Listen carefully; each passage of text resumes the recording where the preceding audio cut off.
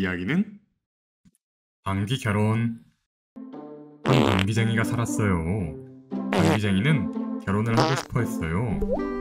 방귀쟁이는 혼자 살아서 외로웠거든요. 하지만 여자들은 방귀를 싫어했어요. 방귀를 참아봐야지. 그래야 결혼을 할 수 있겠어. 방귀를 참은 친구는 배가 빵빵해졌어요. 그래서 공중에 떠오를 정도가 됐답니다. 으악! 살려줘! 휴,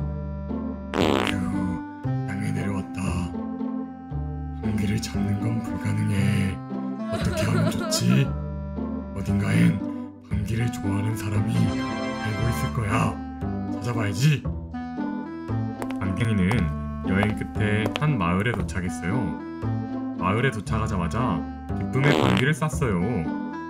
하지만 바로 그때 한 여자가 방귀쟁이에게 다가왔어요. 여자는 방귀쟁이가 마음에 들었답니다. 당신 방귀가 우렁차서 매우 멋져요. 당신의 방귀에 반해버렸답니다. 그렇게 방귀쟁이는 여자와 결혼했답니다. 오래오래 행복하게 살았어요.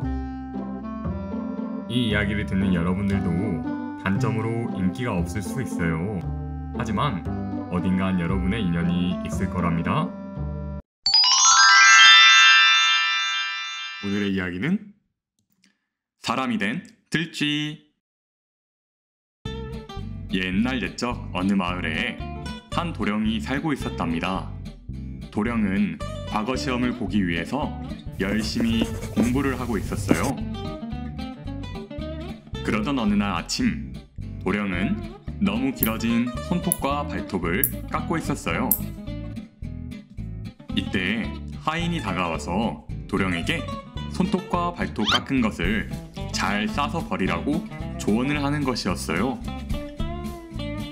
도령님, 깎은 손톱 발톱을 아무 곳에나 버리면 나쁜 일이 일어나요.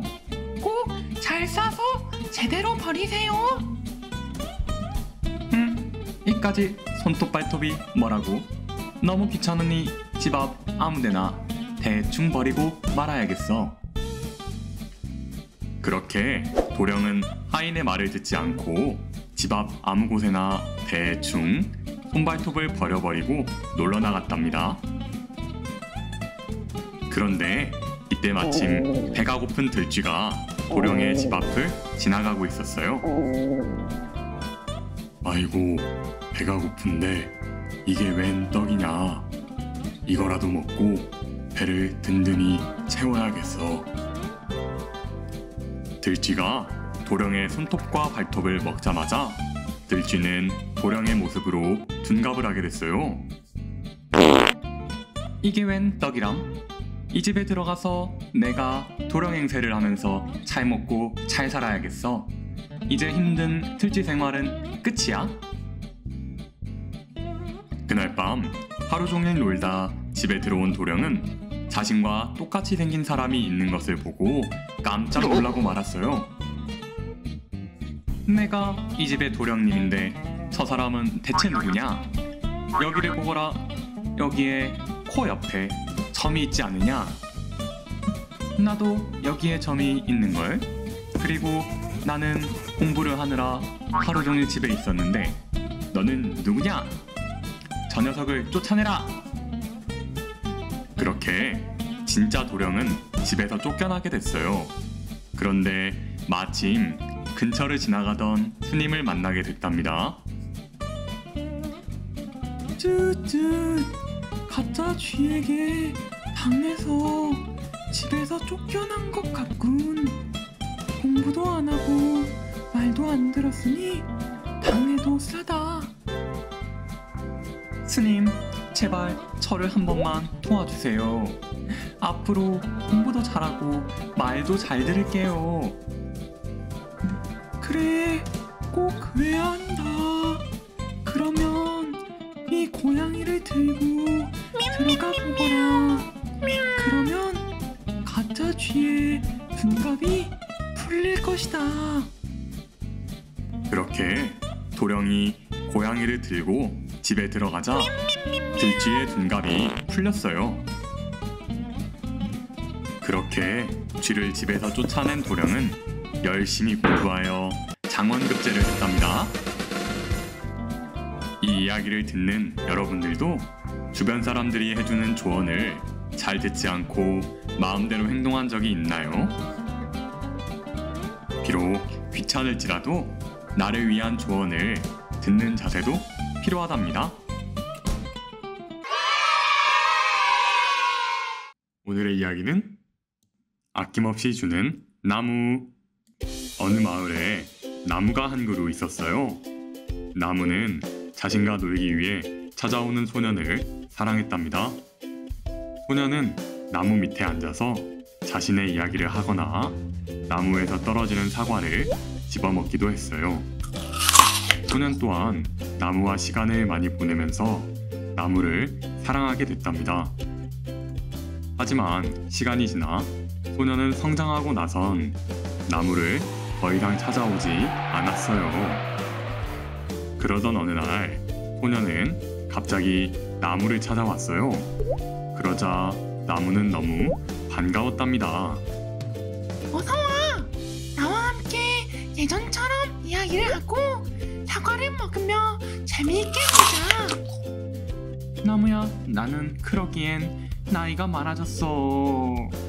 그보다는 돈이 좀 필요해. 혹시 나를 도와줄 수 있겠니?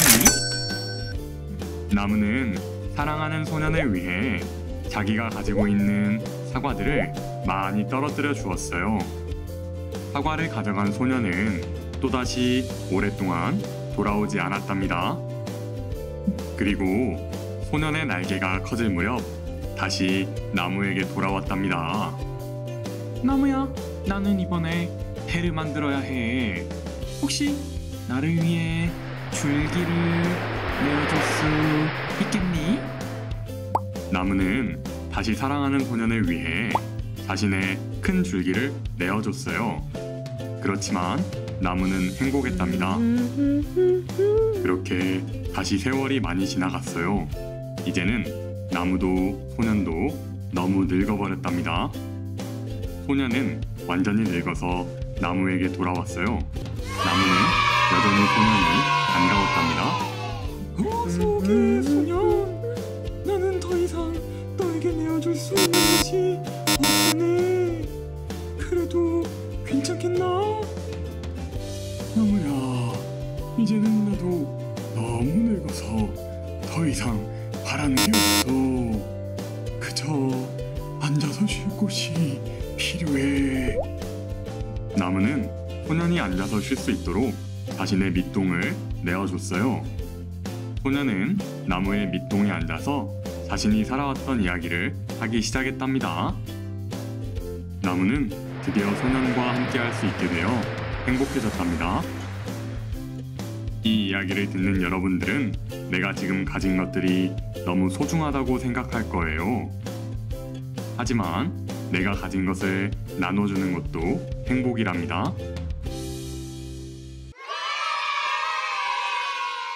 오늘의 이야기는 방귀덩크. 어느 날 한 마을에서 농구대회가 열렸답니다. 농구를 좋아하던 방귀쟁이도 참가하고 싶었어요.